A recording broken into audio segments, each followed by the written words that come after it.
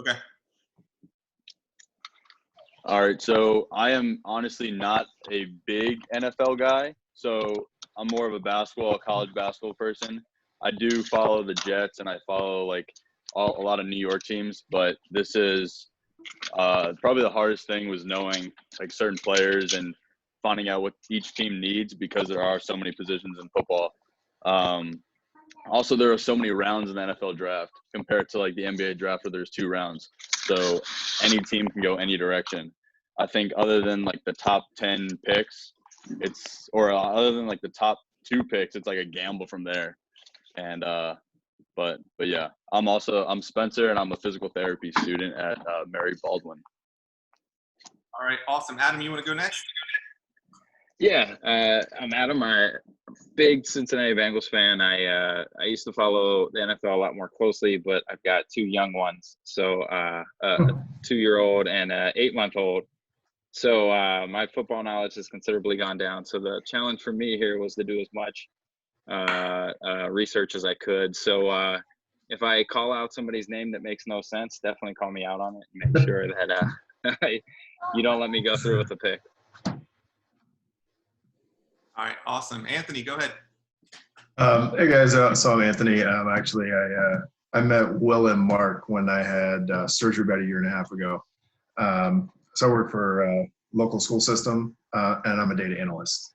So I take student assessment data and actionable choices for teachers and schools. So for me, I think the toughest thing about mock, and kind of Spencer, what you had said, is there's so many different positions and knowing team need that really after the first couple picks, anything can happen depending on what people want. And there's so many smoke screens, just a matter of, I guess in our case, trying to figure out, who's available and what teams need to prioritize. I mean, I think offensive tackle this year, I think there was like 4 guys that could go in just about any order you want. It totally depends on who likes who. So. Sounds good. All right, Tom. Yeah, so I'm Tom Huebner. I'm Will's brother. I've been on the pod before, one of the most popular episodes there's ever been. So throw it out there.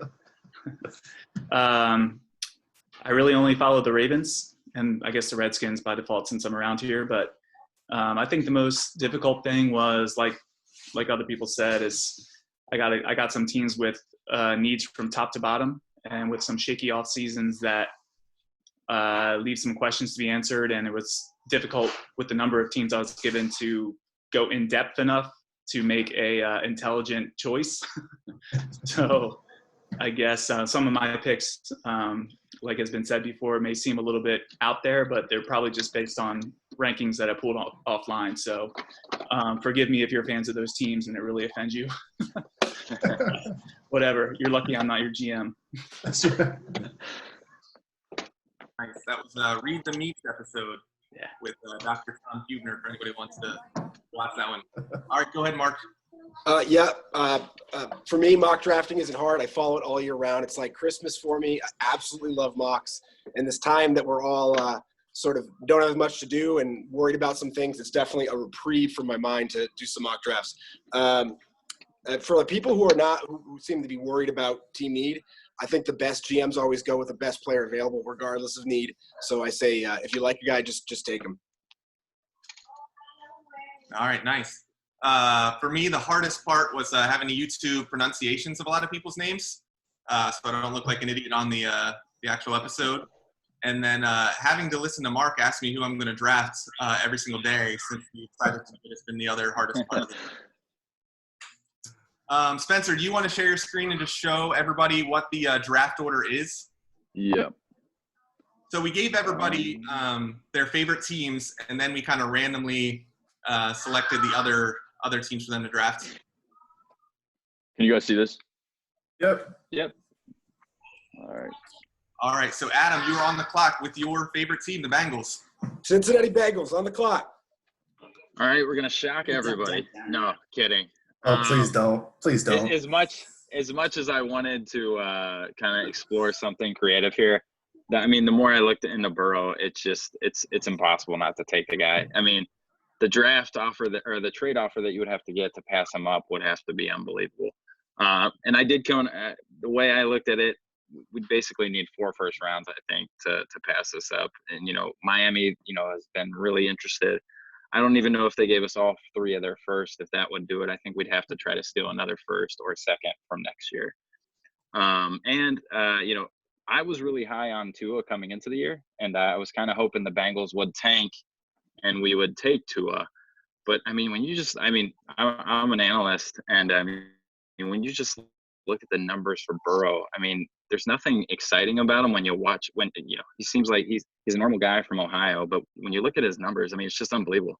The season he had, I think I was trying to find the stat before we came on here, but I think he faced 7 top 10 defenses this year, and he still had the best passing season of all time. You look at some of the splits too. He's super accurate even under pressure. 74% completion percentage. In Cincinnati, he's going to have a terrible line at least to start. So that's really important. So, short of like the Saints trading their entire draft when they took Ricky Williams, I don't think we could pass Burrow up here.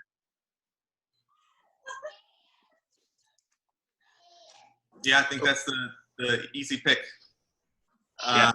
We got Anthony, Redskins fans, on the clock at 2.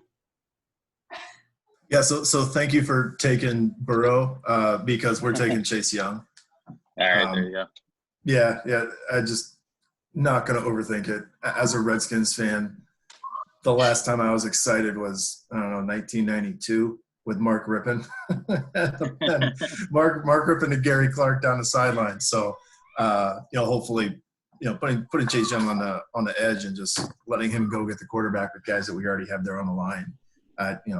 Not going to overthink it. Take an absolute animal and move along. So. Yeah. Did we lose Mark? No, I think I'm still here. Am I here? Oh, yeah, there you are. Sorry. All right, so I have number 3 with the Lions, who are not my team by any means. So it looks like the Lions, Darius Slay went to the Eagles, and Rashaan Melvin went to the Jaguars. So they really don't have a cornerback right now, and that's their big need. I think in reality they're going to try to trade to number 6 with the Chargers, because I think either way they're going to end up with Jeff Okudah. So they actually could end up with a second first-round pick if the Chargers want to trade up for potentially Tua at 3. But yeah, they're going to go Jeff Okudah from Ohio State, and he's going to play immediately. Okudah Matata. Okudah Matata. All right, Anthony, again with the NFC East, back to the Giants. Yeah, so all over the place, you got them taking. I've seen worse in places. I've seen Mekhi Becton in places. But I want Isaiah Simmons out of Clemson. I think as a Swiss Army knife, a guy that can play anywhere. This is a guy that can really model what almost looks like positionless defense, right? We started with guys on the edge who can either play with their hand down or play up, and guys like Simmons. I don't think you can pass that. A guy that you can put wherever you want, just offering that kind of flexibility. I think it's similar to an NBA where you got guys that can play 2 or 3 or 4 just because of their skill set and athleticism. So I could see the Giants doing that. 245, 340, 840 with a 41 each vertical. Yeah, I feel like historically, the Giants will stack up guys on defense. They love having a nice deep set to pass rush, pressure the quarterback, and go get it. And so I think if you can add a guy who can either protect on the backside or if you want, send him in, I don't think they pass on that. We do have some New York Giant listeners out there. Can you go through, if you have it offhand, kind of what their biggest team needs are this offseason? So I would say it's either, I think need. I think with Daniel Jones, you got to protect him, right? Protect your investment and go ahead and you're going to want to sign somebody and keep your line stable. But I kind of want to Mark's point. When you talk about take the best player available, I don't think you pass up on a unique commodity. I think that they'll be able to pick up somebody at tackle who may not be a superstar, may not be one of the top four, but they'll be able to make up the difference there in a greater way than they would by not taking Simmons and trying to find a guy that's going to be an elite Swiss Army knife kind of playmaker that can. I would just check in and agree with the pick, and that I think it's the best pick available. And we'll see how this draft goes, but potentially you could still get a first-round pick with all the talent at offensive tackle in the second round with Josh Jackson or Josh Johnson or Austin Jackson. Yeah, tackle's deep this year, so it's almost one of those where, yeah, you need a tackle, and it's great, but if you can get one later on, I don't see them passing on Simmons. Mark, is this a situation where the Giants would consider trading down because they do need an offensive tackle and they can still get a great one in the first round and maybe potentially get another first-round pick? Yeah, unless they fall in love with one guy. I think they'll fall in love with either Simmons or Wirfs. Well, we'll see. When Wirfs gets drafted, we can talk about him a little bit. Okay. All right. Adam is on the clock with the Dolphins at the number 5 pick. All right. So, obviously going into free agency, defense had a lot of needs. They crossed off a lot, but obviously they still need that quarterback. And sorry, I got a little distracted. My daughter ran in. No quarterback beside Burrow has been taken yet, right? That's right. No. All right. So I'm gonna go Tua. I am a big fan of Tua. I kind of hoped that somehow it would work out that the Bengals had to take him. I know he's a huge injury risk. Just the numbers that he put up, and the big thing that I look for is he was a consistent winner. He won. He won from day one going in as a freshman at Alabama, and the numbers that he put up were just unbelievable. So I think he's too much of a talent. I know there's a little bit of risk there, but if I'm Miami, I roll the dice and I take Tua. What do you think, Mark? We've been talking about Tua quite a bit with his injury history and kind of, is he worthy of a top 5 pick? Some people even have him going to 3. If the Dolphins can get him at 5, is that the surefire pick? I think you got to take the risk. You need the quarterback to win. Unless you keep planting the tank for the rest of ever, it's time to make a move. I think that Tua will get picked 3rd overall, whether it's either the Dolphins or the Chargers going up to get him. Yeah. All right. We have, speaking of the Chargers, Spencer's on the clock. All right. For the 6th pick, so this is my decision right now, saying that knowing that the Chargers are not going to make any moves prior to the draft. If they don't make any moves, I said we go back-to-back quarterbacks and we go Justin Herbert at 6 from Oregon. I honestly think Justin Herbert at being 6'6", really strong arm. I think the only thing he's lacking is his experience. But I think that he's going to sit a year off under Tyrod, and then he'll play his 2nd year. But I think if they don't get Herbert, the only reason why is because they go after Cam Newton in the offseason. Interesting. All right, Tom, you're up at number 7 with the Panthers.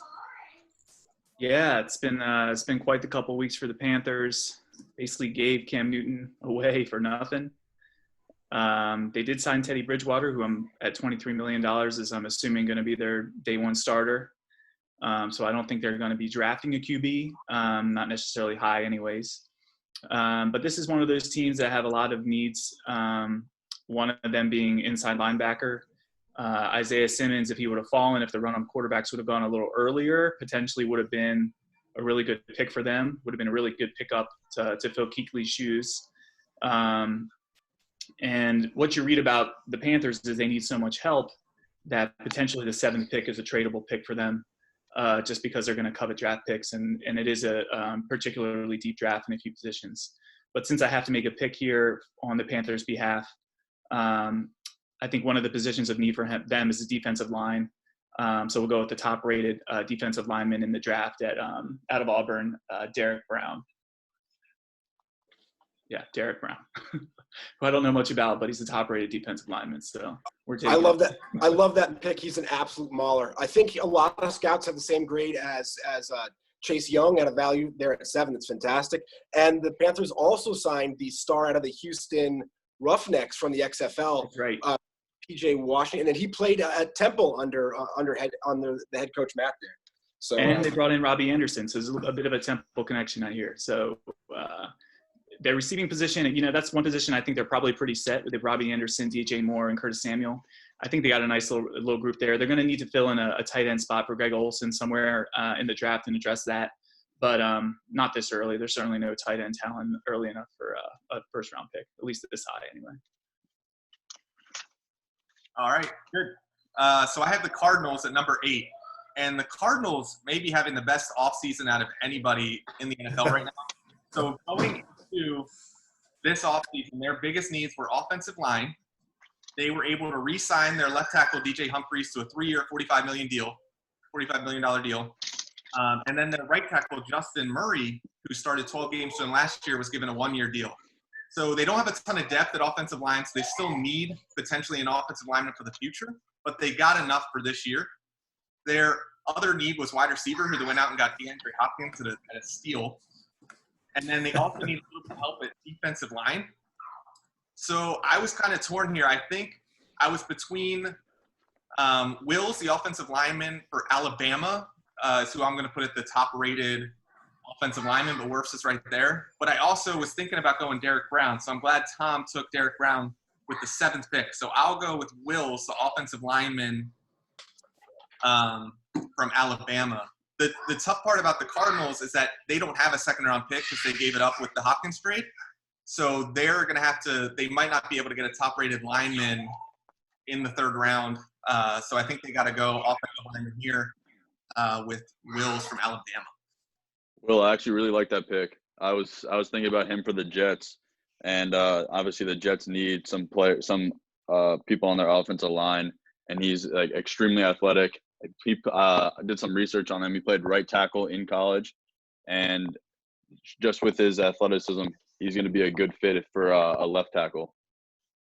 Yeah, I think the reason he played right tackle in college is mostly because Tua was a left-handed quarterback and they wanted him on his blind side. So I think Wills could come in and play on the left side day one, and you could flip Humphries to the right. But they'd be flexible to do either, I think. So it's a good pick. Yeah, Humphries played left tackle last year, so I'm assuming he would go in as the right tackle this year. But I don't know. All right, we got Mark. You have the Jaguars at 9. Yeah. Yep, and we'll go with the need that they have there, and the best player on my board right now, which is Javon Kinlaw of South Carolina. Came back for his senior year. That's not always advised, but he blew everyone away. He's got tremendous power and athleticism inside, and to see a guy play inside 3 technique and have the arms at the length that he has, he's just going to push offensive guards around. So I think I get the last monster of the early first round here in Javon Kinlaw at pick 9 for the Jaguars. Hey, can we recap the top 10 once we're through the top 10? Just see the list. Yeah. Anthony, you want to finish off the top 10 with the Browns? Yeah, I think they need to go get an offensive tackle to protect Baker Mayfield. So after he drops back for, a second and a half, he doesn't start getting worried and just, kind of go off. So Tristan Wirfs.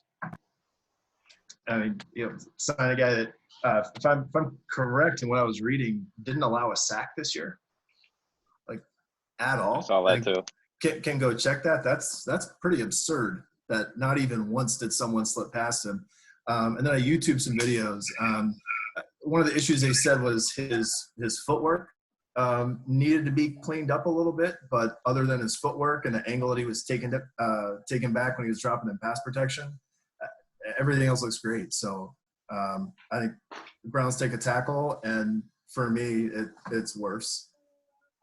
A side note for me about Wirfs is obviously he had one of the most explosive combines we've ever seen at 320 pounds, running 4.84, jumping over 32 inches. But there's also something to just be said about pedigree from where guys come with teams. Guys who come out of Iowa, they're all studs in the NFL.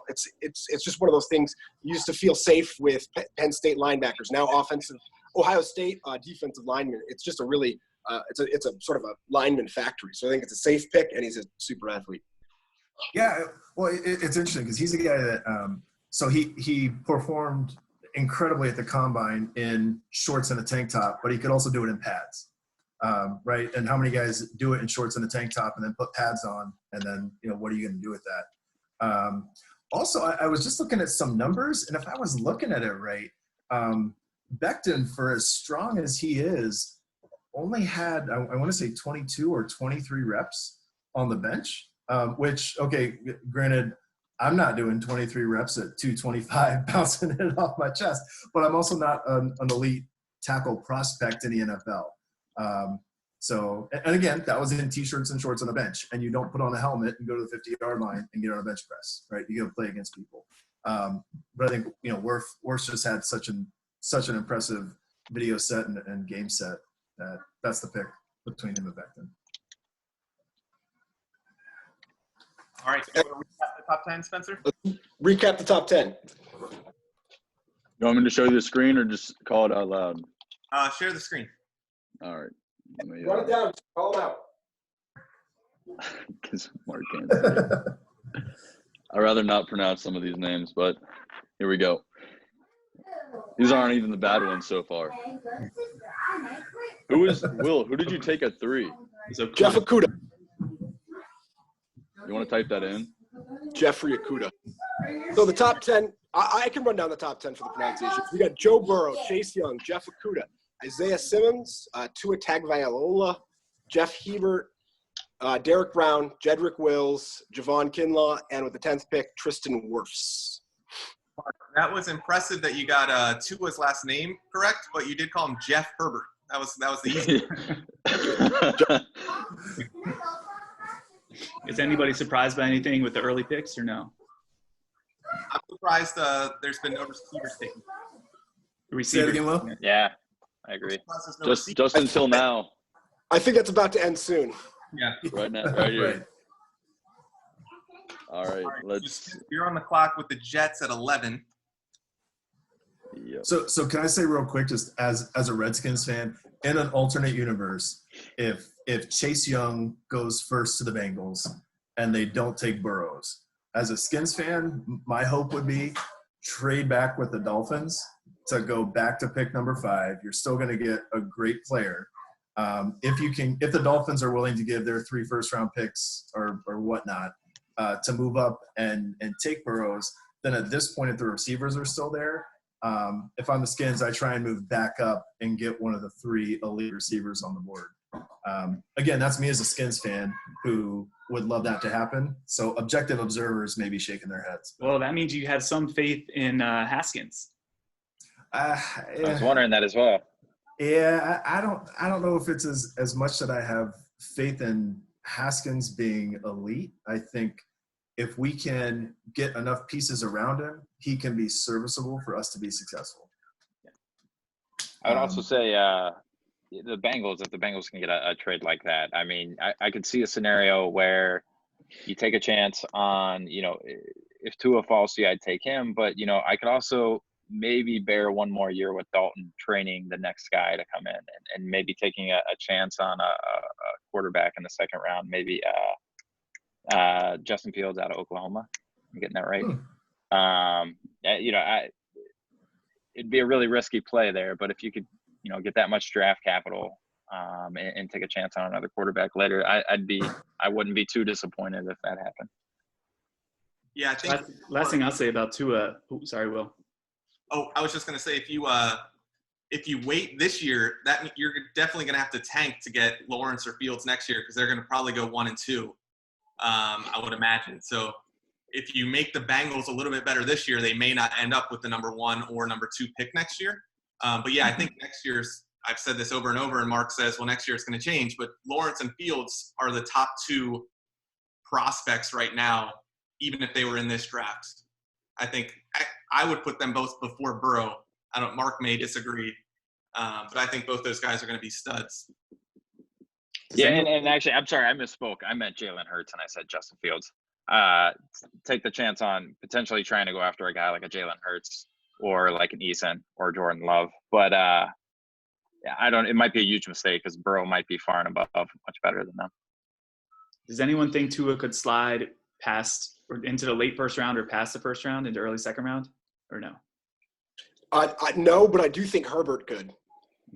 I think Really? if the Chargers if the Chargers move up and get Tua and the Dolphins don't, I could see if a team just doesn't love Herbert, he could do an Aaron Rodgers type slide. Yeah. Because if the Chargers or Dolphins decide to not take a quarterback in the top 10, there's not a great fit for him until one of my more favorite teams in the early 20s. And the only reservation I would have about Tua is the same thing you guys have been talking about and because there's no, there's been a lack of, I don't want to say transparency, but you haven't been able to see the players as much this year because everything's been canceled, right? So our team's going to be scared away by his massive injury and not having seen what they're going to get. Could he potentially slide because of that? That's the only thing I could see. But I agree with you. I think there's a potential to slide. And the reason I asked that is because I was doing some research for some of the later teams in the first round.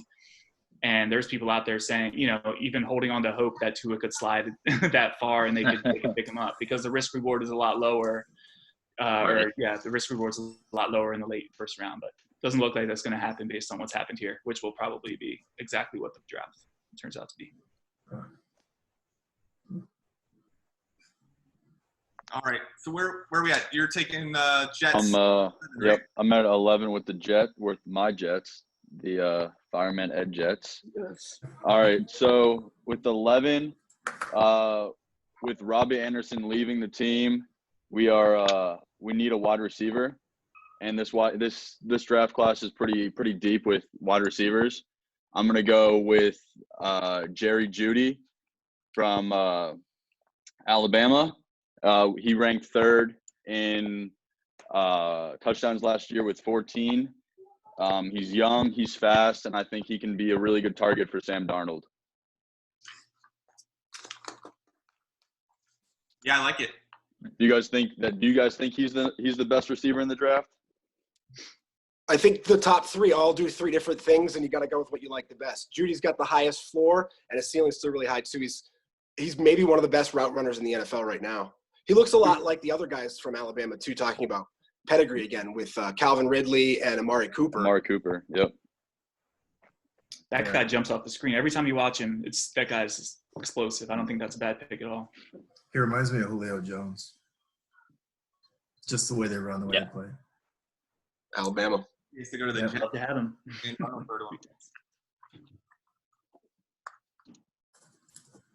All right, we got Adam at 12 with the Raiders. All right, so the run on receivers finally starts here. You made it a little easier for taking Jeudy off the board. I was going back and forth between him and CeeDee Lamb. Mark, I know you're a big 40 guy, so it was hard to look away from Henry Ruggs' 40 time. I think it was like 4.27 if I'm looking at that right. But CeeDee Lamb just, the numbers off the charts. Right now with AJ Green, I like having a little bit of a taller receiver. CeeDee Lamb's a little bit taller, 6'2" versus 5'11". If I was looking at Henry Ruggs at this point, he's got a longer wingspan, and his yards per reception. Now, granted, it's in the Big 12, was 21.4 yards per catch. It's just too hard to overlook. I think we're going to go with CeeDee Lamb. Great pick. People knock him on his 40. He plays much faster than he runs, and great run after catch. Is known to be a little bit of a party animal, so you just got to watch out for that. Bengals welcome that kind of thing. So Odell Thurman will take him under his wing. Oh no! Yikes! All right, Spencer, 49ers at 13. All right, we're going back to back to back. I was actually looking at CeeDee Lamb for the 49ers, and because you took him, I'm actually going to go Henry Ruggs, wide receiver from Alabama.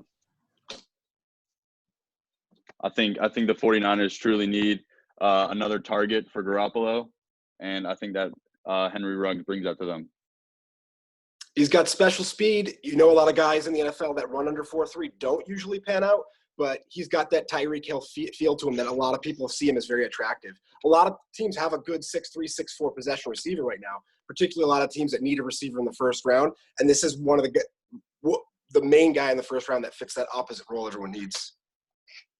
Out of these three wide receivers, which one of them can you see going top 10? It's just all team need. Do you want speed? Do you want physicality? Or do you want perfection?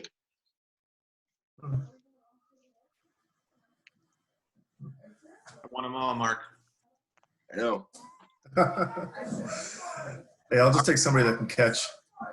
Yeah. Alabama produces some crazy wide receivers, that's for sure. Oh my gosh. Yeah. Any team needs a wide receiver. Say what? I said Nelson Aguilar is available in free agency. Yeah. Yeah. The last time we tried to take a guy that was a name for the Eagles, that didn't turn out so well here in Washington. So. All right, Tom, you've got the Brady Bucks at Yeah, it's sitting at 14. Kind of a boring offseason for them so far. Not really much going on. I think the key for the Bucks this year is going to be keeping Tom on his feet. You go out and get him. Let's keep him healthy. So I think they're going to look to bolster their offensive line, probably looking at a tackle. And there's 2 really good tackles left on the board here that I see. Becton out of Louisville and the guy out of Georgia, Andrew Thomas.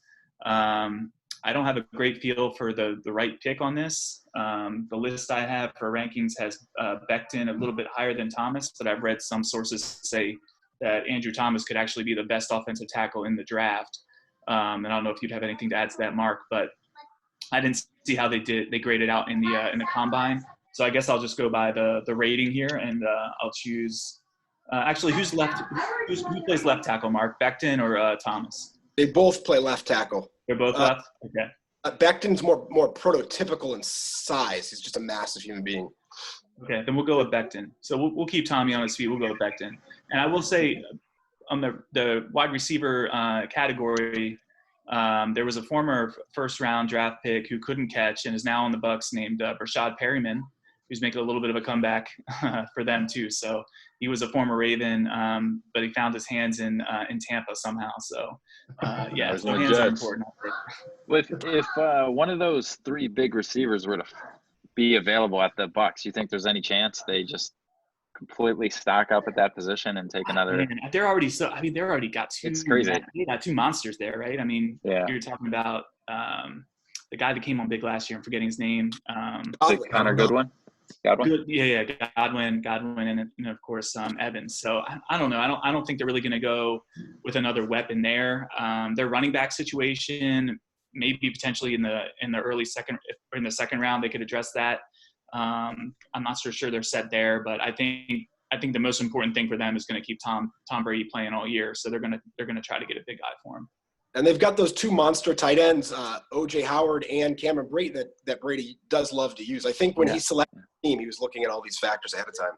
The other possibility for them would have been an edge rusher had they had not franchised Shaq Barrett. But since they did that, I think they're not really going to be looking to bring in a real a very good edge rusher in the first round. So anyway, that's just what I thought. So not sure. We'll see.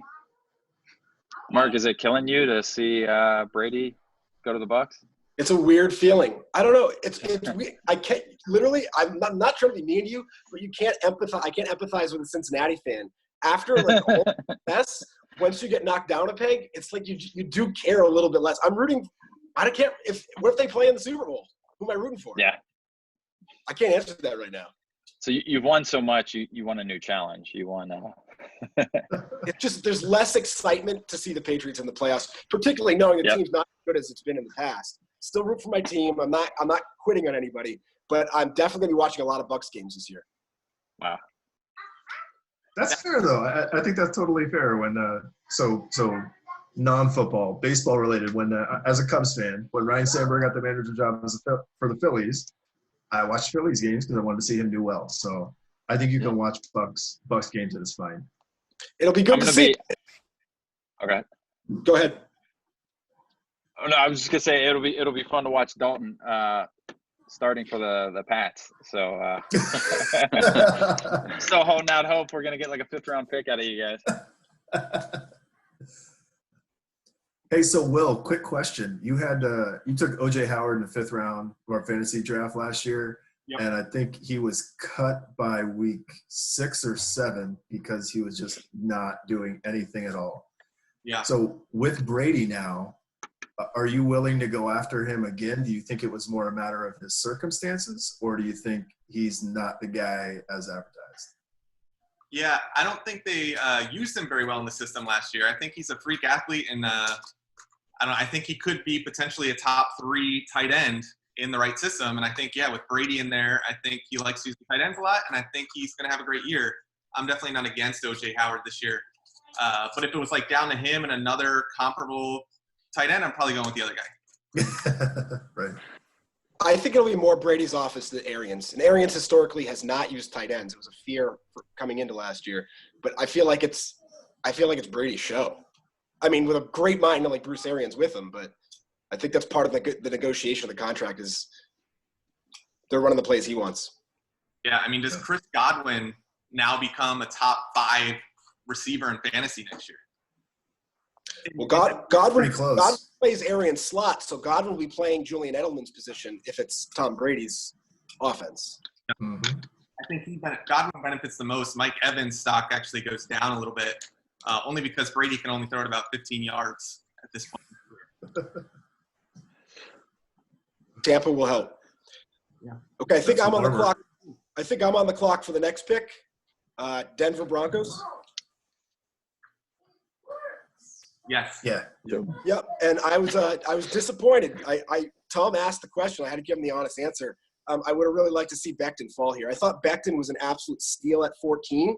I have him as a top 7 player. He would have been the best player on the board by a lot. But I'm going to go Andrew Thomas with the other tackle there. I think Thomas is a safer pick in that he's more finished right now. He probably can play any spot in the offensive line. Some people actually think he projects better as a guard than a tackle. But he'd be able to play tackle, and the Garrett Bowles, a couple of year-round first-round pick for Denver, has not performed well at all. So this will get Thomas probably in there at left tackle. Maybe they can move Bowles to the right side and see if he performs better there. I'm happy with the floor. I think we got a solid NFL starter here at pick 15. I think we missed on Mekhi Becton, who I see as just the potential for a perennial year after year guy. 6'7", 360 pounds. They ran 5 flat in the 40. He's one of the most gifted athletes along with Wirfs that we've seen in a long time. So Andrew Thomas is the pick. Hey, so if you had to rank those 4 offensive tackles, what was your ranking? I'd go – if it depends on ceiling floor. If you're going just ceiling, it's Becton is 1 by far. But if I'm splitting heroes and Wirfs and Bectons. Wills is safer. He's going to be a great NFL player. It might end up being on the right side, not the left. We'll see. And I would put Thomas just a hair below those 3. Did I miss one? No, those 3. Yeah, so. Cool. All right. Will, you're up. Falcons at 16. So if you search what the Falcons' needs are this offseason, it'll show up like this: edge rusher, linebacker, cornerback, defensive lineman, tight end, offensive tackle, safety, running back, and wide receiver. So a lot of options to go with here. They did just cut Trufant. So at cornerback, they're left with Isaiah Oliver, who actually had a really good year last year, and they're hoping Kendall Sheffield's going to be the other cornerback, but there's a lot of risk with him, so they definitely need a cornerback. I think the one to go with here, though, is the Kayvon Chaisson. I think he's the best athlete on the board still, and they need an edge rusher still. And you pair him with Dante Fowler, I think their pass rush gets a lot better. So I'm going to go with Kayvon Chaisson at number 16 for the Falcons.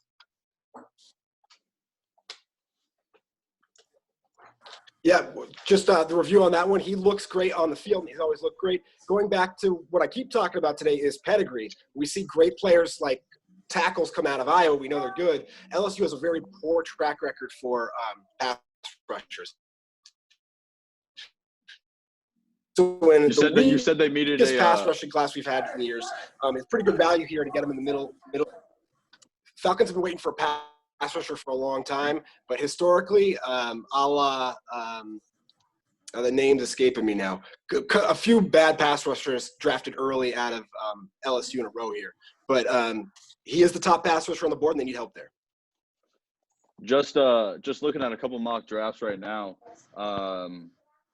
I noticed that you said that they needed a cornerback, the Falcons, and we've passed up on C.J. Henderson. Did you have him in your consideration at all? He was going to be – I was down to him. I thought Chason would already be drafted by now, so I thought I would end up with Henderson. But with Chason still on the board, I think he's just the better player and still fits one of their biggest needs. How much did the Falcons lose in the offseason, Will? Because I think I remember they started the year off pretty crappy, and then they finished pretty well. Were they really as – what was their record? Was it indicative of how good of a team they were last year, or what was the true Falcons? Was it the beginning of the year Falcons or the end of the year Falcons? And what can we expect? Yeah, I mean, I think they were one of the most talented underperforming teams of last year. I really don't know why they're as bad as they played last year. I don't know. Mark, do you have any ideas as to kind of the direction that the Falcons are going, or why they're underperforming? They're an up and down team. If you look at their history of records, for some reason, it's this weird thing. They're good, bad, good, bad, good, bad, good, bad. They do this weird thing. They're good and bad. They're good and bad. Probably be great again this year. Hopefully Chason is what they need. Dan Quinn is the constructor of the Legion of Boom in Seattle that puts so much pressure on quarterbacks. He really hasn't been able to find any pass rushers, missing on a few like Vic Beasley, now off the team, former first-round pick was supposed to be a pass rusher. So, yeah, it's hard to figure out exactly what the problem is there in Atlanta, but I think pass rush is definitely a huge need for them. I mean, they were a Super Bowl team a couple years ago. It's crazy.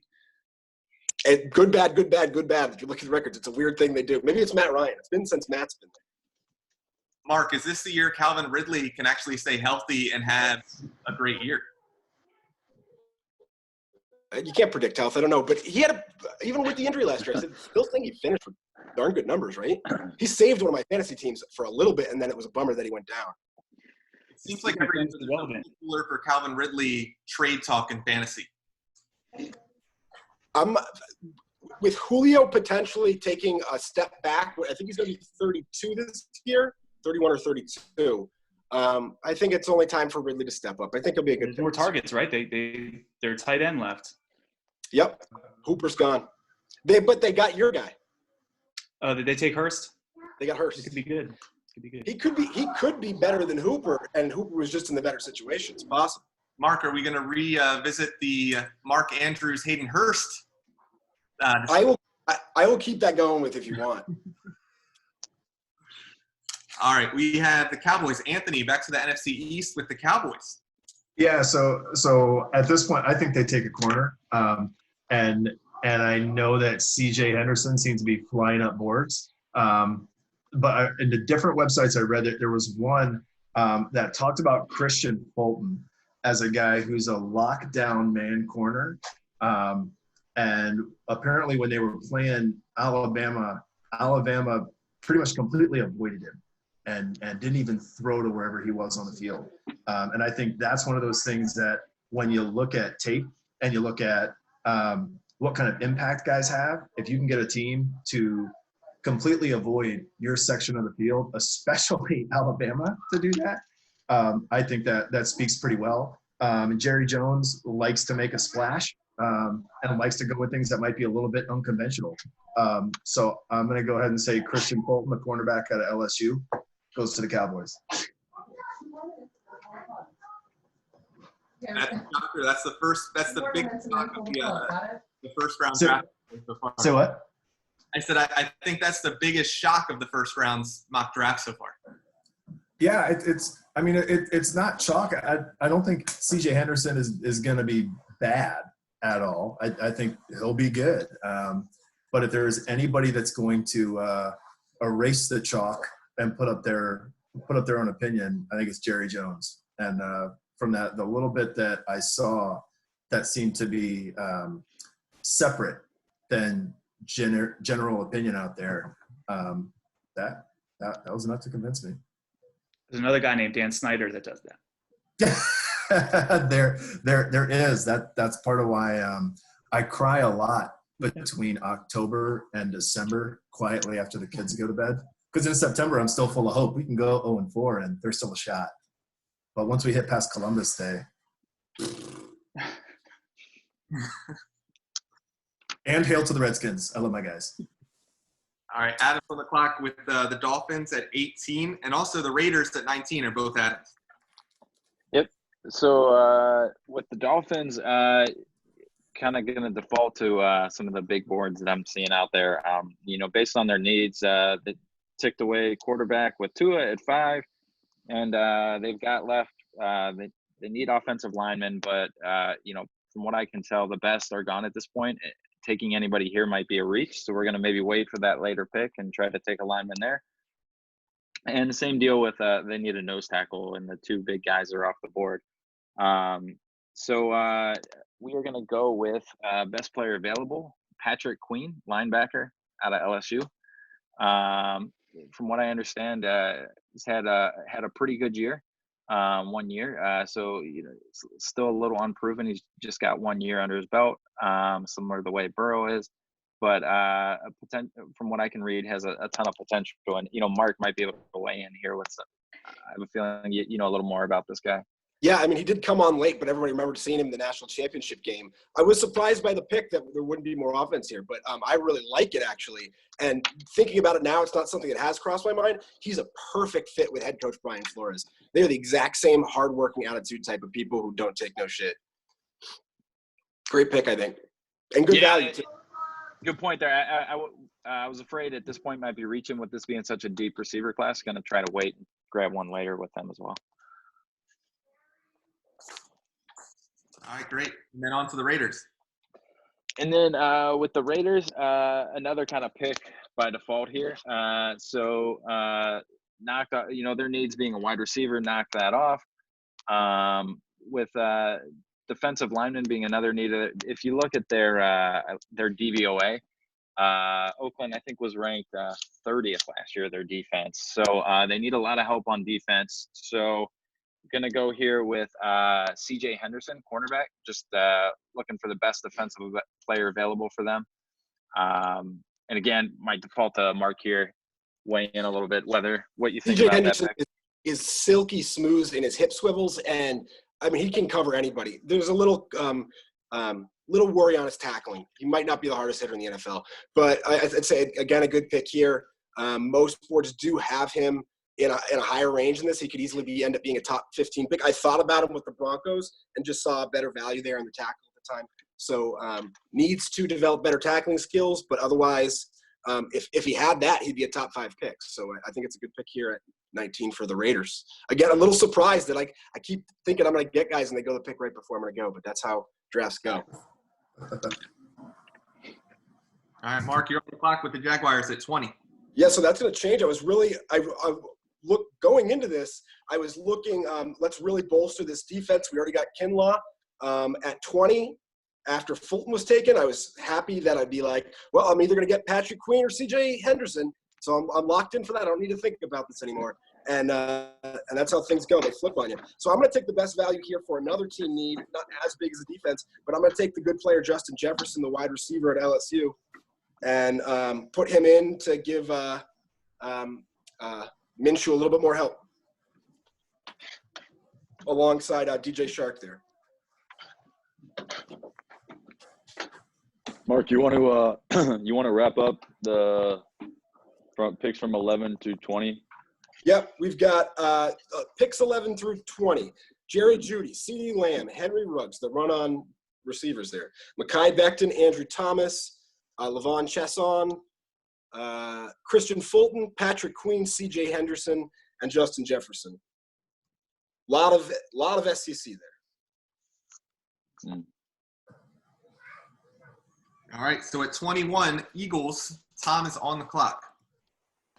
Yeah, so 2 major needs for the Eagles this year. I think the back end of their secondary is pretty suspect.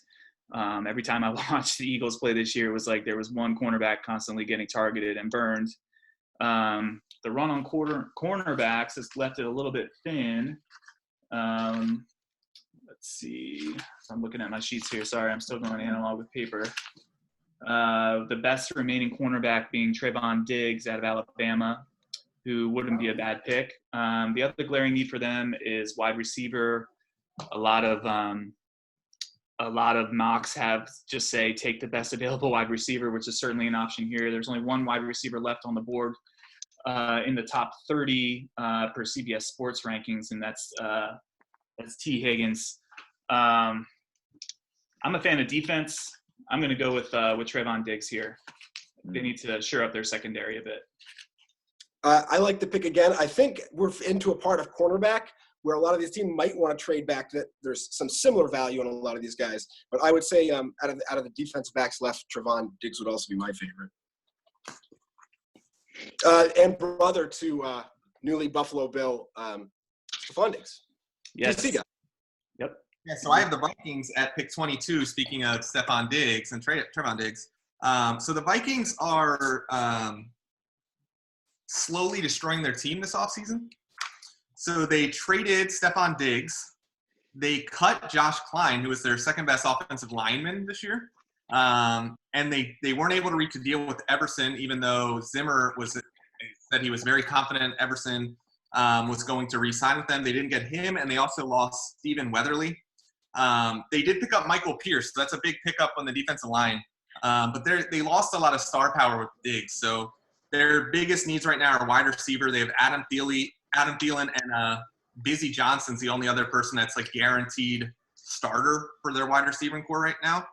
And then their other one is cornerback. So it would have been interesting because Trevon Diggs was on the list of potential people to go to the Vikings, but with just getting rid of Stephon Diggs, I don't know if the Vikings would want to take his brother. It's kind of like salt in the wounds for fans. But so yeah, they lost released Xavier Rhodes cornerback, and then they didn't sign Trey Waynes or Mackenzie Alexander. So basically they're left with Mike Hughes at cornerback, who is great. They think he can play either spot, and then maybe Holton Hill. So there's question marks at cornerback for them. But they need some star power. So I don't know. It's going to be interesting. There's not a ton of star power out there right now. Correct me if I'm wrong there, Mark. No. Yeah. Who would you say is the biggest just star power if they wanted somebody just that could really get the fans excited right now? You're talking about specifically defensive back or any position? Your wide receiver or cornerback or anybody out there that could get the Vikings excited about this upcoming year. Yeah. Well, I don't want to tell you because it's going to be my pick for the Saints coming up. I'll get back to you. All right. Well, I'm going to go with A.J. Terrell from Clemson, cornerback. It's just the biggest need that they have, and he's the next best guy out there. So we're going to go with A.J. Terrell from Clemson, cornerback, the Vikings at 22. And then, Mark, you have the Patriots at 23. Patriots at 23 will draft Jordan Love at Utah State. Knew he was going to do that. Yeah. So I actually, for a guy who's Patriots fan, I'm not a guy who is in love with Jordan Love. But I figure Jarrett Stidham and Brian Hoyer are both like get you to 6 and 10, 7 and 9 guys. With Jordan Love, I really think the ceiling is he could be legit. Patrick Holmes' body style makes all these crazy throws that you don't see other people make. Or he'll tank us and we'll get we'll get one of Will's guys, which is Lawrence or Fields next year. So for the sake of next year, I think Jordan Love would be a better start over the mediocre guys, and that's why we're taking him. Can't believe I'm hearing somebody talk about the Pats tanking. Well, maybe he'll be great. He's a very high risk, high reward player. He had a great sophomore season, and he lost a lot of firepower on the offensive line during his junior season this year. So he had a big down year, a lot of picks. I was watching game film on other linebackers, and I kept saying like, "Oh, got a pick on Jordan Love. Check mark for you." Again, check. And I was like, "Oh, I got a lot of linebackers who are picking off Jordan Love." So definitely wouldn't hurt to sit and rest behind some of those Patriot minds a little bit, but. There was another player here that I really liked that kind of fell a little bit. Besides that, I'm a little underwhelmed with this part of the draft. Hey, so you mentioned earlier that Herbert could be the guy that would slide. You think if he does slide, does he get past the Patriots? Do they take him over Love? No, I think Herbert would get picked over Love, I think. Yeah. And I do. If one of those teams skip, that's what I think is going to happen. That's the exact same thing that happened to Aaron Rodgers. Yeah. I don't remember what he slid to. I think he slid to 21, and this is 23. Yeah. But he could have been the first pick by the Niners. They went Alex Smith, and then he just started sliding. Hey, so another guy, just while we're on quarterbacks real quick. So Jake Fromm out of Georgia. So he was a guy that a couple years ago I felt like, all right, so if the Redskins are going to wait on somebody and we're going to be rebuilding, like Fromm can play. Yeah, Georgia wins. He's their quarterback. He leads them to wins. I'd love for the Redskins to take Fromm. They took Haskins last year, so that's not going to happen. Do you think Fromm made a mistake by staying in another year in such a quarterback class where there's guys ranked ahead of him? If he had come out last year, right, your 3 first-round guys were Kyler Murray, Daniel Jones, and Haskins. If he comes out last year, do you think he gets taken ahead of Jones? I think he's a true junior, so I don't think he was actually eligible last year. Oh, that's right. This was his junior year. Okay, never mind. But still asking the same question, had he come out last year? I mean, he's still probably behind. He's still probably behind Burrow and Tua, but he would probably be right there with Herbert after his performance from his sophomore year. Senior? Okay. Small, you're right. He was a junior. Okay, never mind. Not a huge guy, not overly mobile like a lot of NFL teams are just wanting these mobile guys. That's the way the game's going. Arm is good. He reminds me a lot of Chase Daniels, and I think he projects as a fantastic NFL backup. Okay. That's what you want on your draft. You get the What's next that? quarterback. Say what? I'm sorry. Yeah, you get another Case Keenum. Yeah. Yeah. That's what we need. That's going to push us past 6 and 10. So I can't wait for that. All right, Mark, you're still on the clock with the Saints. It's 4. The Saints. Here's where I'll go with my surpriser pick a little bit. I'm going to take Jalen Reagor at a TCU. Yeah, I know everyone's bumming out on this. He didn't run as good at the combine as people expected. I think he ran 4.42. This is a guy who can run low 4.3s. And with the Saints offense, like I was saying earlier, that Ruggs was a perfect fit for a lot of these offenses who have a big receiver, but they don't have a guy to take the top off. I think this is a guy who can take the top off for the Saints. You pair him with Michael Thomas, and it's the really little thing that they've been missing. So I'm excited to get Jalen Reagor here at pick 24. A lot of people have been projected as a second rounder, but because he's one of the few true speed guys, and a lot of teams just have that need, I could see this being a really good pick for the Saints. He reminds me of Tyler Lockett, a little bit similar player to Tyler Lockett. Can make big plays. Yeah, Mark. So I have the 25th pick with the Vikings, and Jalen Reagor was going to be my star guy to replace Diggs. But he was so far down the board that I thought at 22 I might as well just take the cornerback, and I can still get Reagor. I'll take T. Higgins from Clemson. It's funny you asked me too, Will. Though, who should I take here? I could have said I was going to say Reagor. Yeah, what's his name? Reagor had a 42-inch vertical. Was his measured vertical. He can fly, and he might be the most athletic receiver out there. Second best route runner, they're saying, to Judy. So, but we're happy with T. Higgins. I watched game film on Reagor today, just in the idea of making the pick, and he actually high pointed a lot more balls than I remember too. Speaking to that 42-inch vertical with a height about 5'10". All right, so we got Adam with the Dolphins at 26. All right, so I want to take some offense here, but if I'm just going by the boards as I'm reading them out there, I think we're gonna have to go defense again with Xavier McKinney, safety out of Alabama. Oh, snipe.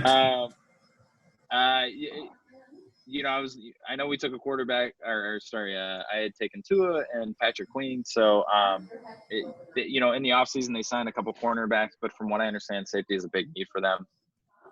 So just going with the best available player on the board, trying to meet their needs.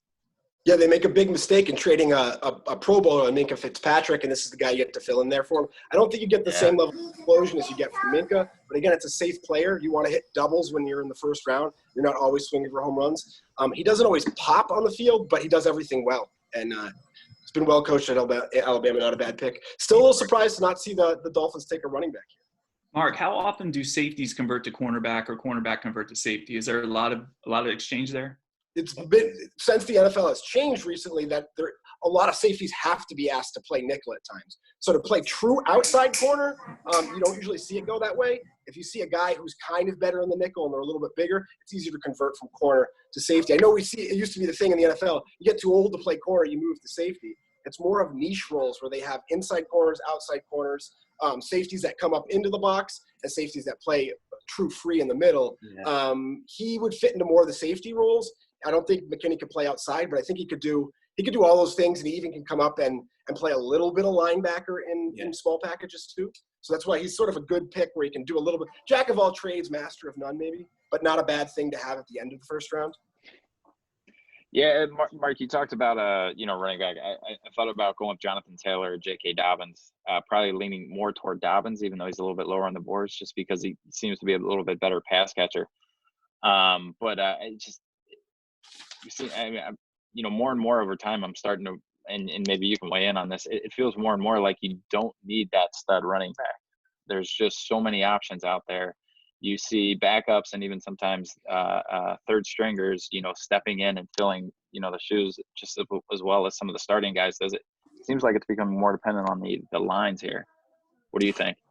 Yeah, I think everything waxes and wanes in the NFL. I think that has been where it's been going. Obviously, you see Derrick Henry change that back away. Maybe some people want a Derrick Henry type guy, but as far as investments in the NFL go, you don't want to sign your running back to a second-year contract. I know it screws over the actual athlete. Basically, you want a guy who can be a stud for 4 years, and you tag him on the fifth like they're doing with a Henry, and then you cut him loose. So that would be my one argument for saying you can still take a running back in the first round knowing you're going to get him cheap for 5 years, and you're probably going to move on, can do it again. Again, there's no boom, amazing running backs in this draft, but there's a lot of guys in the second, third round. So to skip running back in the first round, I don't think it's a bad idea at all. There's a couple guys in those second, third rounds that I think are going to boom pretty big. So no problem there. All right, Anthony at 27 to the Seahawks. Cool. So I got a special guest that wants to say hello to Dr. Will and Dr. Mark real quick. Can you say hi? Hi. Hello. Hello. Hey, so he's got his Garoppolo jersey on, and he's got his schools out mohawk haircut ready to roll for the next couple months. So we're all good. Nice. All right, dude. Look ready for bed. After the story. Yeah, okay. Yeah, he's been standing there for 5 minutes in his jersey, super excited to say hello. So he had to make an appearance. All right, so McKinney was my pick. I've seen the Seahawks just kind of going back and forth in different places about needing an edge rusher and wanting safety. I think at this pick, I'm going to go ahead and take Antoine Winfield, the safety out of Minnesota. I think Pete Carroll is a guy who loves his safeties, and he loves his safeties who hit hard and hit fast. And Winfield's that kind of guy. I remember coming out of USC, there was a safety they had named Taylor Mays, who was an All-American. He would just crush people down in Southern California. Didn't really transfer to the NFL real well, but Pete Carroll likes his guys on the back end that hit people and make them remember. So I think we're going to go Winfield. I want to tell a little bit of story about that one too. Is what's interesting about the Taylor Mays pick is that Pete Carroll had the choice and he took Earl Thomas over Taylor Mays, which made you think, what does he know about Taylor Mays? Talk about sad Cincinnati fans, but he was a great athlete. I love this pick. Antoine Winfield Sr. Played for the Bills for a long time, was a great corner. This is his son, real true nose guy. We asked about the safety corner stuff. This is a guy that definitely does play both. So he'll play strong safety, free safety, and he'll probably play nickel corner for Seattle too. Really versatile safety. I don't think he is mocking usually as a first rounder, but I think he's a little bit different than some of these other corners, which makes him a more fun pick for me. I think he's going to be a solid, hard-nosed guy in the NFL. Yeah, no. If he's there, I think the pick is McKinney over him. If he's not, then Winfield. All right, the Baltimore Ravens are on the clock at 28. This is Tom's pick.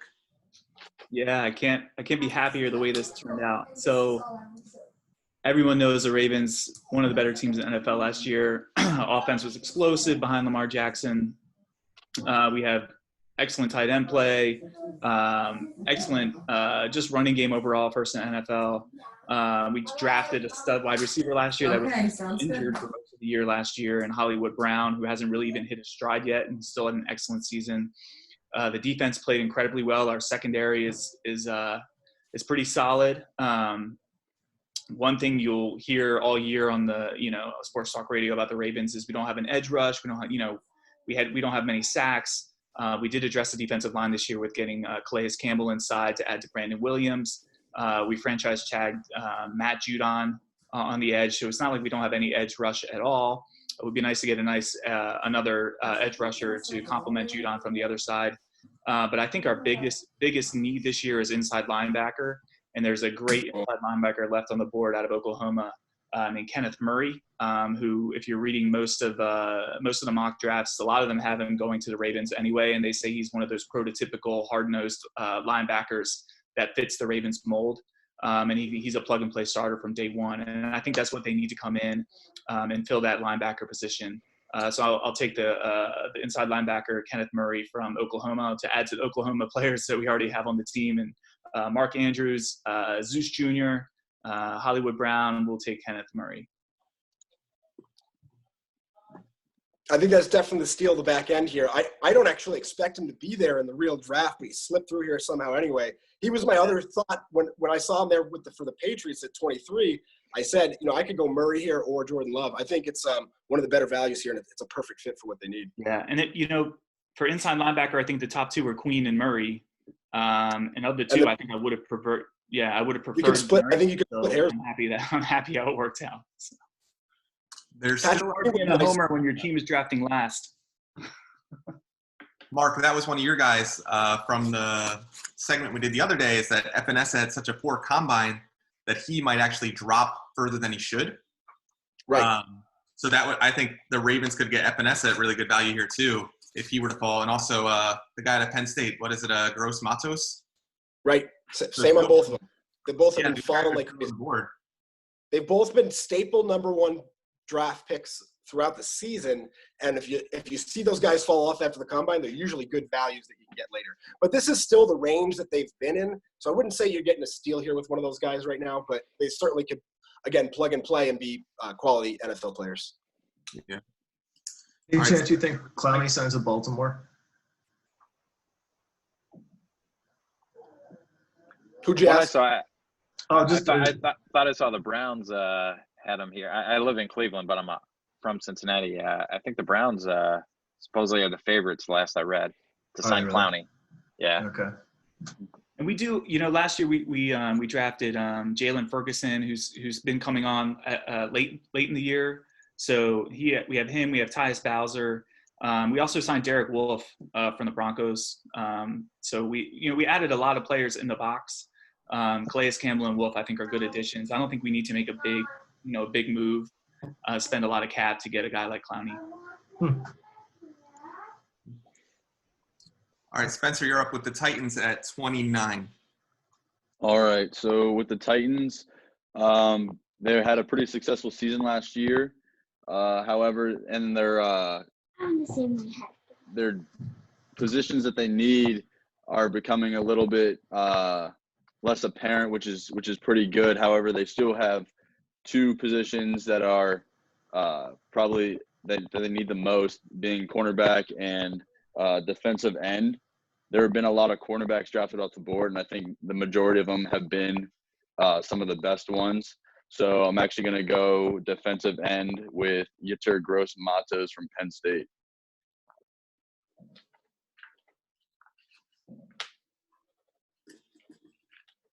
Good pick. Yeah, good pick. All right, Tom, you're back up with the Green Bay Packers at 30. Yeah, Packers are tough. I don't really know much about them. Reading about their needs, I think another wide receiver would be good. I think they lost Geronimo Allison. Obviously, Devontae Adams is one of the best in the game. I think Patrick Lazard and correct me if I'm wrong, is Valdez-Scantling still there? He is, but they don't seem to love him. Yeah. So receiver could be a need for them. The runner receivers has kind of left that a little bit bare. Offensive line, I think, is a need for every team. This is a deep offensive line draft. I don't think they're going to reach in the first round to get that. And also linebacker was a position of need for them. So just looking at the board, just to see what's left. Sorry, there's not much. It's clear the end of the first round is the toughest when some of the ideas you already had are not there. Another thing, running back, they're pretty set. I think Aaron Jones is a stud. He's going to be there for at least a few more years. They're not going to need to reach for a running back. I'll just go with the next best wide receiver on the board. He's still within the top 35 in the rankings here. I don't know anything about him, so we'll have to have Mark Mark say something. But we'll go with Laviska Yes. Jr. That's where I was hoping for. So he played on a pretty bad Colorado team, so not a ton of production, but he was basically the entire offense. He played running back, quarterback, and receiver, 6'1", 220. He's a cool gadget player that you can almost see in the role of Deebo Samuel, of that guy who, well, he plays in the slot, but he goes in the backfield. So the knock on him is not a ton of production on a little bit shaky team in Colorado, but he always shows up to game. I don't think it's a bad pick at all. If I couldn't get Rieger earlier, he probably would have been my pick. Not a ton of speed on him, 4.58, but I think it's a good pick. Yeah, he had a really slow 40. Was it 4.6? It was 4. Yeah.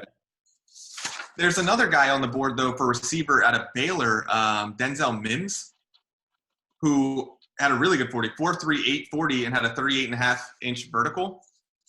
Where do you see him in the overall list of wide receivers kind of getting in the late first round? Right here. We're not going to go through the second, but he'd probably be early in the second. Yeah, okay.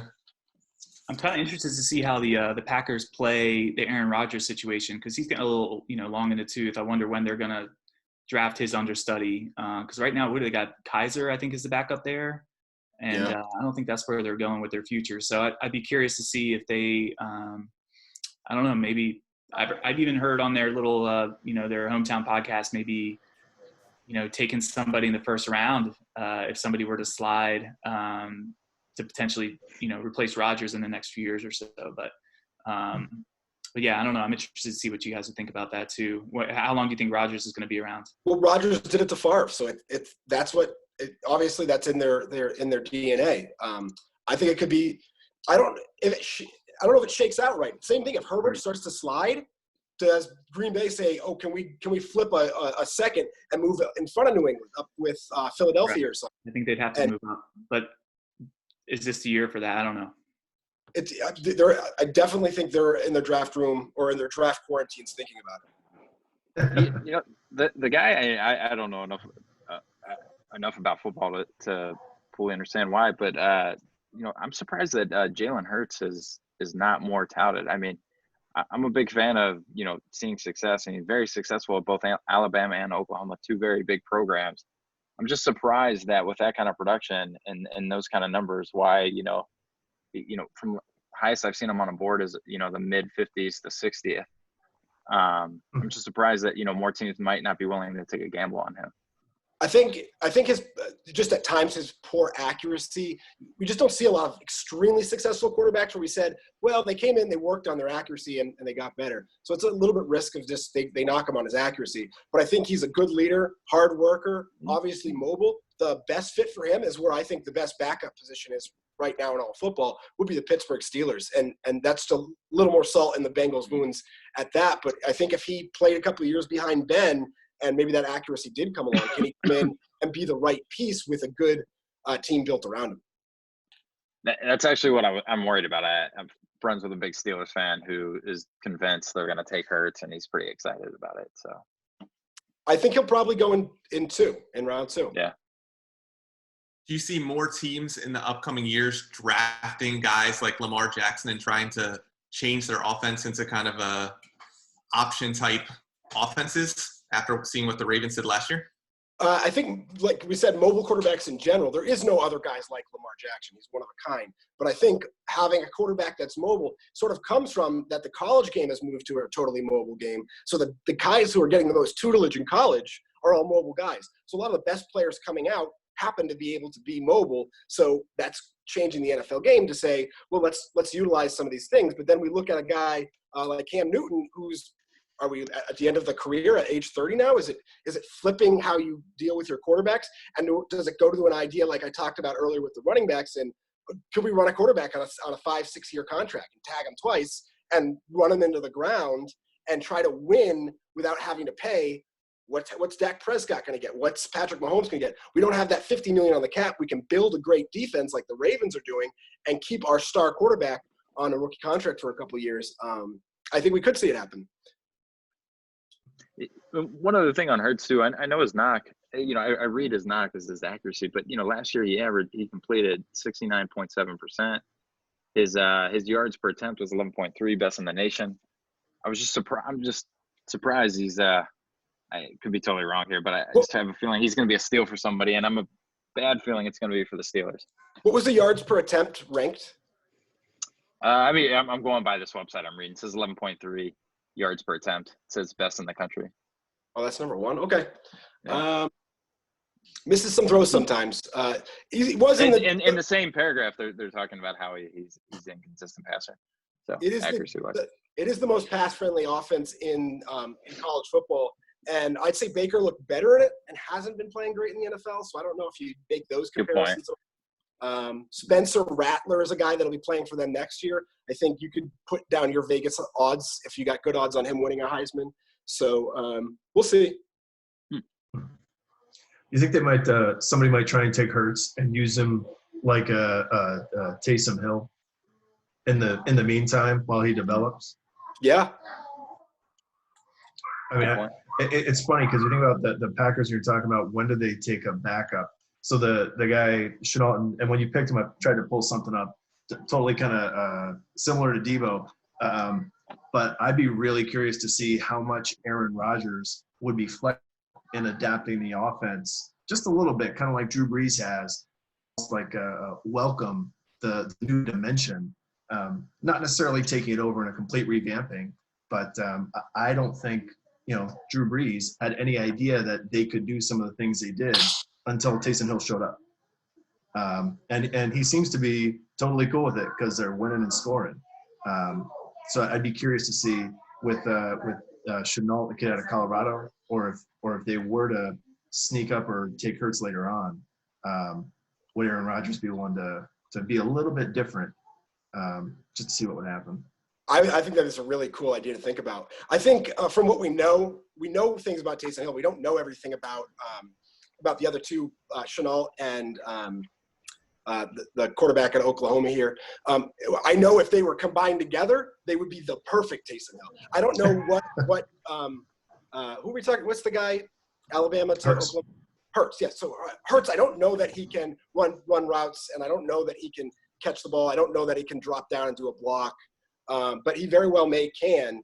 And I wouldn't say Chenault. They did put him at quarterback at times, but he doesn't have Taysom Hill's type of quarterbacking skill. But we're going to see more of these gadget players that can do everything, particularly as we go off one of your earlier picks, Isaiah Simmons. You've got a guy on defense who could do everything. You need a guy to match that on the offense. That, well, if your guy's too slow, well, then I'm going to run past him. If he's too little, then I'm going to run him over. And these guys kind of fit some of those roles.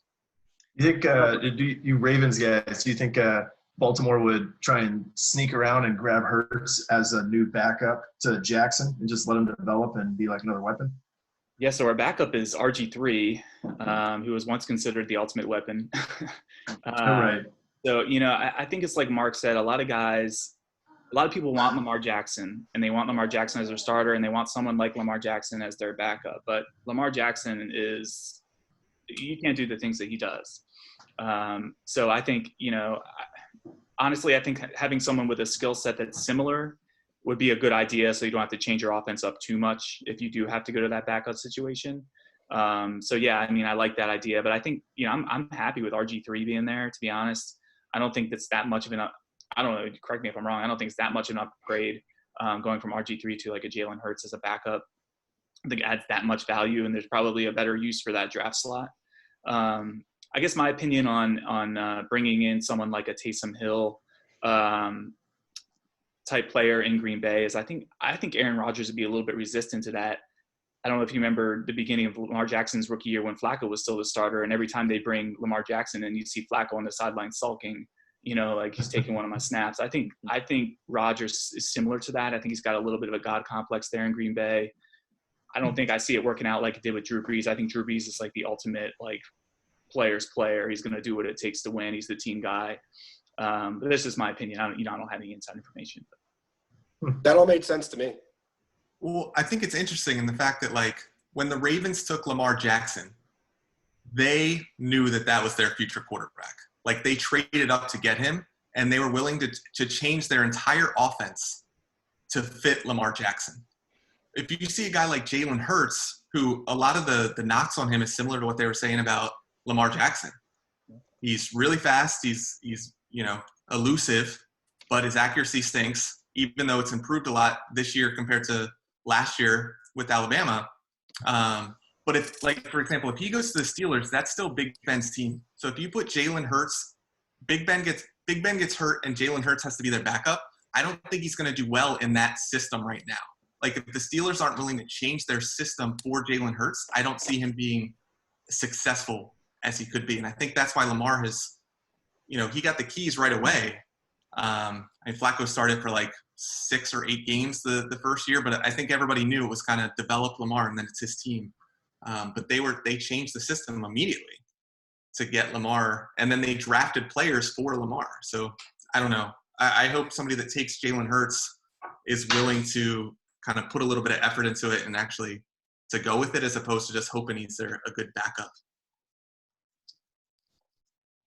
Good point. All right, Spencer, you're All third right. one with the 49ers. Yeah, a lot of Taking the time. last to think. pick. This better be good.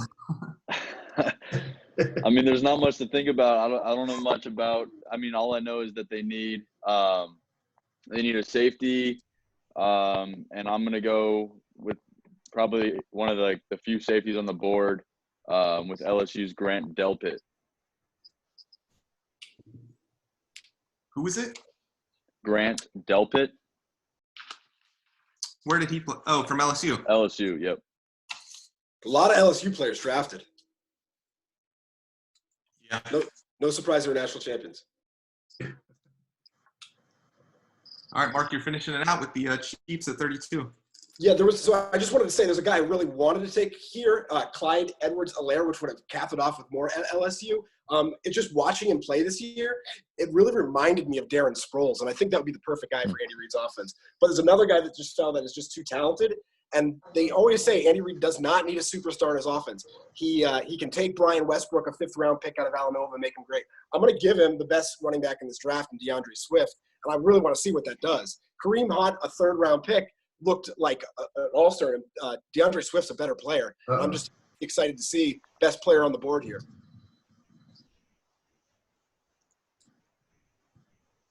So what's your take on the top running backs with Dobbins, Swift, and who's the other running back in there from Wisconsin? Taylor? Taylor. Yeah, so you don't have Taylor as the number 1 running back on your board? I would take Swift over Taylor. They're both good. Taylor's got more tread on the tires. I like Swift. I think he's more explosive. I know Taylor's got the better numbers. You mean Swift you played ran for majority. yards? Is that what you mean? I think on the film, Swift looks the most explosive. I'd take Swift. Swift can catch the ball. It's just a really good fit for Andy Reid to me. But any of those 3, if they took Swift, Taylor, or Edwards-Helaire, I'd be excited to see them in Andy Reid's offense. I've never seen – rarely does he get a 1st-round pick running back and have that opportunity. The other guy I really like is Cam Akers of Florida State, who played an awful team. I don't think he's a 1st-round pick, but that would be my other option, is just go with someone else here and see if I could get that guy in the 2nd round. I'm just tired of seeing in fantasy. Is Damian Williams good? Is he not good? Is he good? I don't know. I was just going to ask you that question. Yeah, if Swift goes to the Chiefs, he's going to probably be a 1st-round fantasy pick. Really? Okay. If the Chiefs take a running back in the 1st round, well, it's hard to say now. Yeah, good point. Yeah. Huh. You think if they take him, they're going to put him on the field right away and move Williams, at least back into a different role? Yeah, I don't think Williams is that great. I think it's this Andy Reid offense, and I think he's a better athlete than Kareem Hunt, and I think they're both better athletes than Damian Williams. I think Hunt looked better than Williams. Yes, I would agree. Yeah, Swift was right there with Nick Chubb when Nick Chubb was there. I mean, he was his backup, but it looked the same, I'd be really excited to see a legit running back in this offense. And just surprised that we made it to the 1st round without a running back going. That's only happened once ever in the NFL draft, I think. Really? The Browns backfield going with Chubb and Hunt. Say it again? With the Browns, how are they going to utilize Kareem Hunt? Like, is Nick Chubb's value going to go way down this year? No, I think it's the same as it was last year. You can run 2 backs and have them both have some fantasy value. Chubb's Hunt's more of the third down back, but they give him some work on. They can both do both roles. Yeah. All right. Do we want to recap the draft? And again, we'll put this up on. We'll post it on our social media sites. Mark, you go ahead. Where am I recapping from? From 21 to 30. I stopped writing them down after my. Can you No, go? I did the exact same thing. I think I got it. 21 was Trevon Diggs, AJ Terrell out of Clemson. Patriots went Jordan Love. Saints stole Jolin Rieger there. Then we had T. Higgins going to the Vikings. McKinney, the safety at Alabama. Antoine Winfield Jr. out of Minnesota. Kenneth Murray, a steal at 28 to the Ravens. Yetur Gross-Matos at 29. Lavascus Chenault Jr. at 30. 31's the one I'm missing. Anybody know it was 31? Delpit, the safety from LSU. Delpit, and then I took DeAndre Swift with the last pick in the first round. All right. Awesome. Awesome. All right, thanks everybody for being on. Yeah, it's fun. Thanks, guys. Comment on how you think the draft went. Yeah, I will say before we hop off. So ahead of time, a couple of us had talked about there's so many players and so many picks and knowing people's needs. I feel like based on where the teams I was drafting for, a lot of guys just kind of fell. Where I feel like there may have been some other places in the draft where like decisions had to be made. I didn't feel like I had to make a ton of decisions. Like I think Will, it got to a point where you were talking about, where was it? Like right around maybe it was the Vikings, where you were starting to think through, okay, the guy that you were hoping for wasn't there, so what am I going to do? And it's just interesting. It reminds me a little bit of fantasy drafts, kind of depending on where you are and who falls. Sometimes it's a lot harder, and other times it can be just kind of easy. Pick the best guy. Yeah, I think with the depth at wide receiver, when I was picking wide receiver with the Raiders at 12, and I forget who was sandwiching those guys. I mean, I think that's bound to be where we see that run on wide receivers. And my guess is those teams will be happy with any of the three that they end up with: CeeDee Lamb, Jerry Jeudy, or Henry Ruggs. That's one area where it might be a little bit easy for those guys. Mm-hmm. Yeah.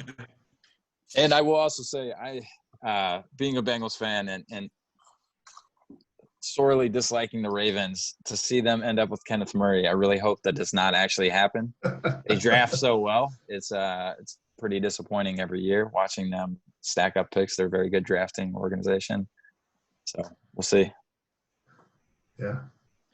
Mark, before the podcast ends, who's the Patriots quarterback on day one? Cam Newton. Ooh. All right. Nice. Wow. I'll guess the Red Rocket.